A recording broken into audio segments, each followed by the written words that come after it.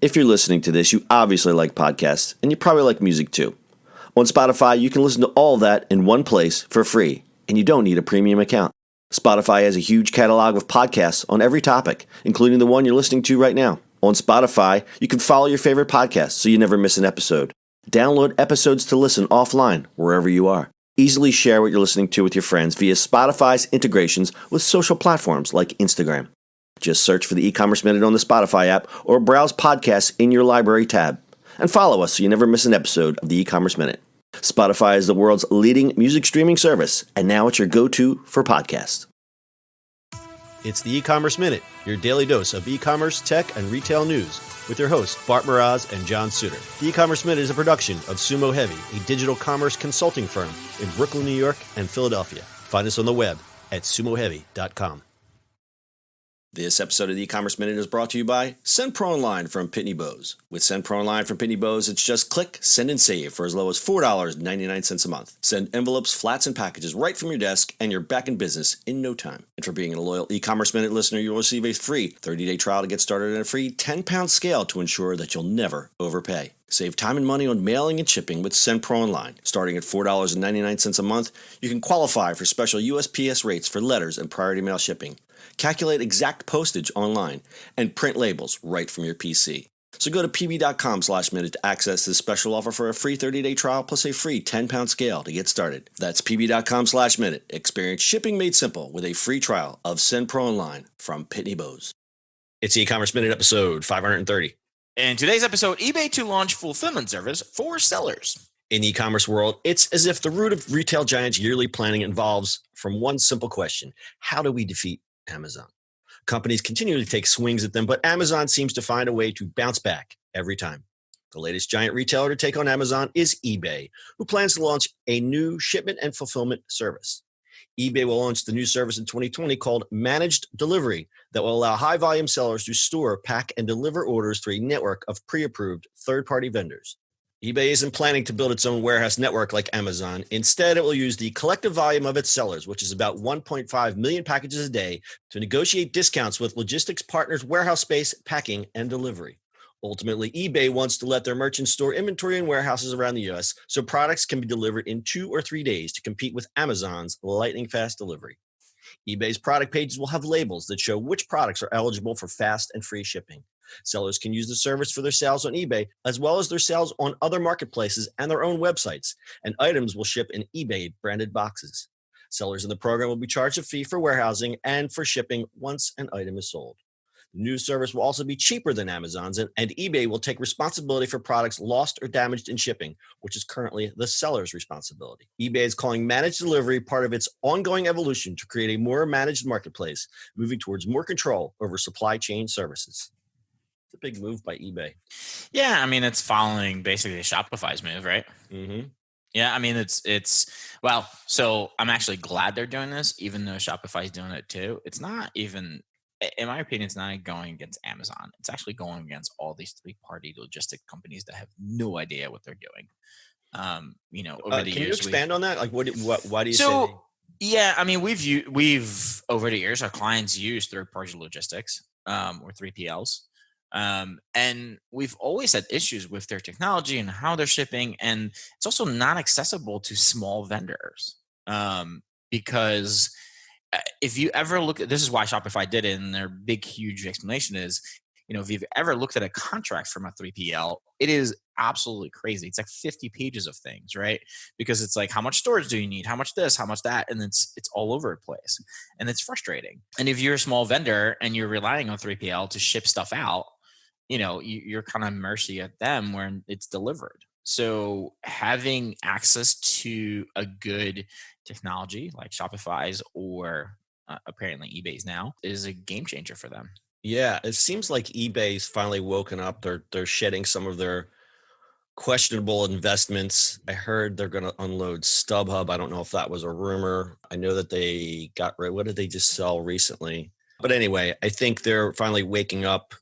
It's funny. I was listening to a podcast the other day about Amazon, and they were recalling a time back when eBay's market cap was bigger than Amazon, And I think they just kind of fell asleep for a couple of years and started doing stupid things and making investments in I mean, investments like Magento. Right. I mean, they spun out. I think they needed to wake up because PayPal was driving a lot of their revenue, right? So as soon as PayPal got spun out, and then they spun out that whole commerce side of it, it just now they have to catch up. Yeah, and I think they're doing a good job. But again, as we said before, eBay still has that connotation of where you buy, broken analog telephones and cheap watch bands and stuff like that. There are other competitors, but I think it's still the premier place for people to sell, vintage kind of stuff or collections of things. But as we've seen in the last few years, they've really made a push towards new products. And I think they want to be that place where when you're price comparison shopping, it's eBay, Amazon, or whoever else. And there's going to be a story in a couple of days we're going to do about the Google shopping portal, which if you're interested in that, stay tuned, because that's another interesting thing that's happening in e-commerce right now. But Bart, you mentioned the Shopify logistics service. The Shopify service, that's very similar, though. They're still using a network of third parties, correct? Yeah, it's not there. So it's going to be a network of third parties. And apparently from what I've overheard, because I drink coffee and I know things. That's Bart's phrase. I drink coffee and I know things. Is that apparently a lot of 3PLs approach them, because what's going to happen is, I think what they're doing is giving the software to the 3PLs, which makes sense, right? The connection software and stuff like that. So and they're giving it to them for free.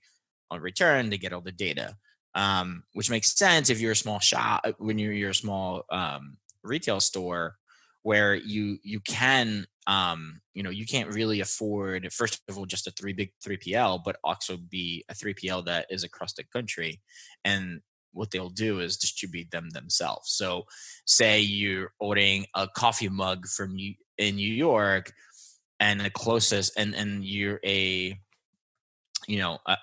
consumer in San Francisco, then you have to ship it from New York to San Francisco, right?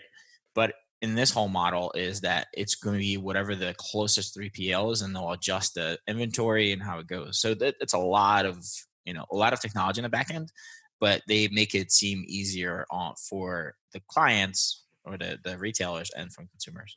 Yeah, I think this is great. Let's get back to eBay for a second. So there's an example we have in here. It's a shipping to California from New Jersey would take several days. Postage alone to ship a watch band to California from New Jersey costs $309, which doesn't include the packing supplies. Now, a lot of people, in eBay, that's a very sensitive thing, because when you sell something for $1, well, it's then I got to pad an envelope, I got to get the tape, got to through this service. If you're dealing in volume, obviously these are only for higher volume sellers, but even if it's just something like a watch band, they could do it for $399, and everyone handles all the storage, packing, logistics, all that kind of stuff, which I think if you're a seller, again, doing some sort of volume in eBay, this is great. The complaints have been recently, and we talked about the retail arbitrage people.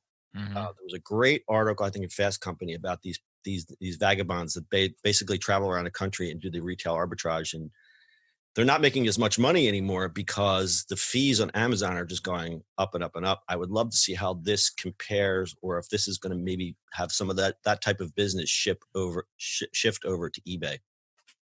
Yeah, hopefully.